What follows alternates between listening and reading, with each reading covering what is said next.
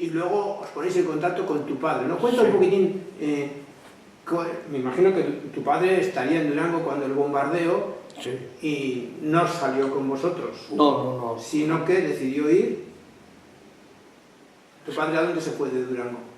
Pues eso, marcharon unos cuantos todos, pues dejaron, se marcharon, pues unos cuantos del ferrocarril, de Gaña, bueno, y unos cuantos, yo no sé más te voy a decir, pero bueno, se marcharon unos cuantos, abandonaron el puesto y se largaron para Valencia.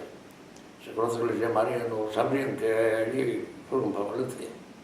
Sí, porque en Valencia estaba el gobierno de la República. Exacto. Y entonces, cuando llegamos nosotros a Valencia, el gobierno vasco tenía una... Solíamos ir a la escuela, a las mañanas, y allí nos daban de desayunar y nos daban, y luego pues estábamos hasta el mediodía, luego nos recogían y íbamos a casa. Y bueno, allí yo de Valencia me acuerdo muchas cosas. En Valencia, una vez allí, pues un gitanillo que había por allí, como jugando con una pelota y era una bomba, al lado de la escuela nuestra donde estábamos. Y jugando tiraron una bomba y murieron 2 o 3 gitanillos.